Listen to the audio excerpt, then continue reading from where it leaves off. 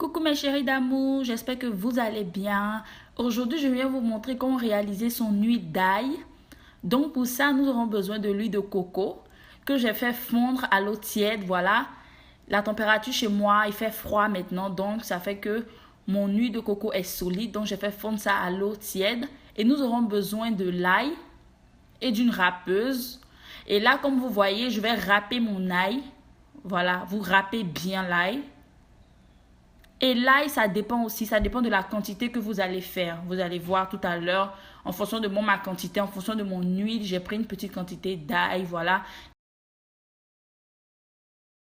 Donc maintenant, voici notre ail qui a été râpé. J'ai tout râpé, vous avez vu maintenant, c'est bien râpé et c'est bien pâteux. Et nous aurons besoin d'un conteneur pour pouvoir faire le mélange.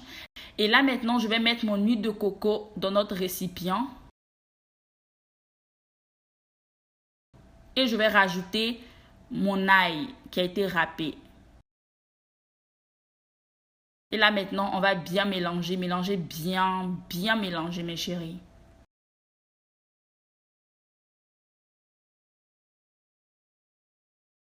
Maintenant, on va fermer avec un plastique. Voilà, vous pouvez prendre un sachet si vous n'avez pas de plastique.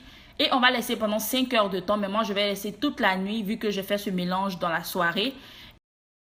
Et voilà, maintenant, il fait jour, mes chéris. Vous voyez, notre huile est devenue solide, c'est devenu dur, vu qu'il fait froid chez moi. Mais ce n'est pas un problème. Voilà, je vais prendre de l'eau chaude et je vais mettre mon récipient là-dedans. Et ça va commencer à fondre, ça va commencer à devenir liquide comme auparavant. Et là, je suis en train de bien mélanger, essayer de bien mélanger pour qu'on puisse bien avoir notre huile.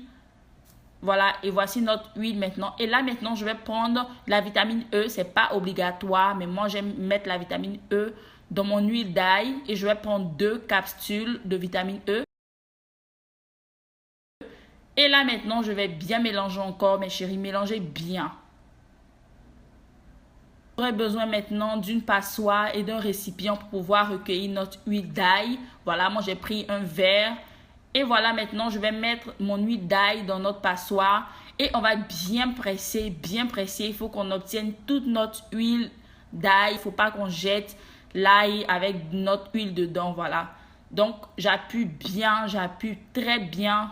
Il faut bien presser, mes chéris, jusqu'à ce que vous sentez qu'il n'y a plus d'huile dans l'ail. Et voici maintenant, voici mon conteneur dans lequel je garde mon huile d'ail.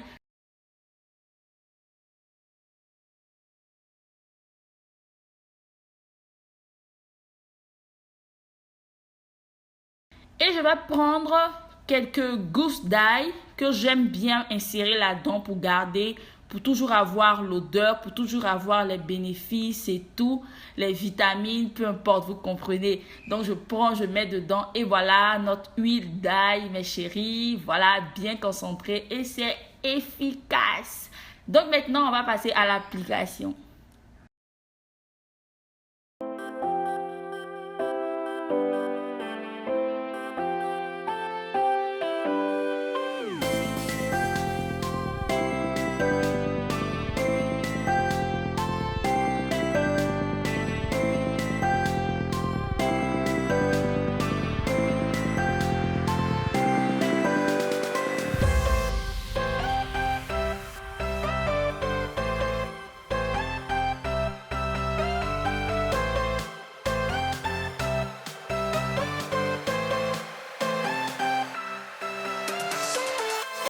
Ok mes chéris, voici mes cheveux, j'ai fini, j'ai fait mon shampoing, j'ai fait mon démêlant et j'ai fait une petite coiffure comme vous pouvez voir.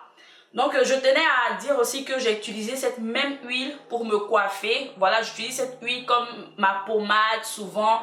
Donc c'est pas seulement pour mettre dans les cheveux et rincer. Vous pouvez utiliser cette huile sous vos tresses pour que vos cheveux poussent. Vous pouvez utiliser cette huile pour vous coiffer, c'est parfait, c'est une très bonne huile. Et je tenais aussi à dire que cette huile ne sent pas mauvais. Voilà, donc j'ai pris pour me coiffer. J'utilise ça il y a bien longtemps. Donc je sais de quoi je parle. Ça ne sent pas.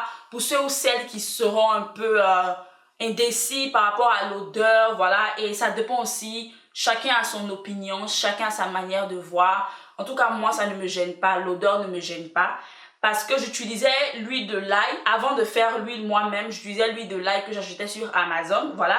Donc pour ceux ou celles qui ne veulent pas faire leur huile eux-mêmes, ça dépend de vous mes chéris. Moi j'adore faire mes huiles moi-même, comme ça je sais ce qui va dans mes cheveux, je sais tout, je connais tous mes ingrédients en fait. Mais comme j'ai dit, nous sommes toutes différentes, vous voyez. Donc si l'odeur te gêne et que je ne peux pas laisser sur tes cheveux comme ça, tu ajoutes quelques huiles essentielles. L'huile essentielle de l'arbre à thé, l'huile essentielle de la lavande, l'huile essentielle de la menthe.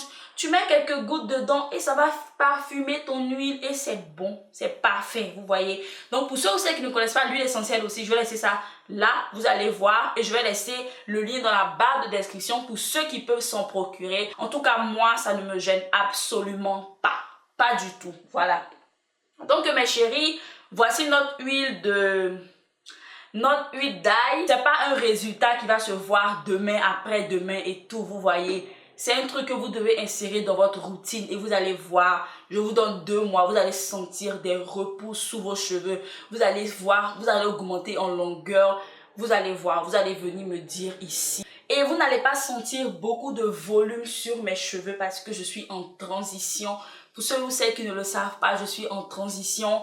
Je vais couper mes cheveux bientôt. Donc voilà, c'est pour ça qu'il n'y a pas assez de volume parce que mes cheveux sont en train de pousser là-dedans. Donc c'est pour ça. Sinon, voici là, voilà. Laissez-moi un commentaire et on se retrouve dans l'une de mes prochaines vidéos. Je vous fais d'énormes bisous.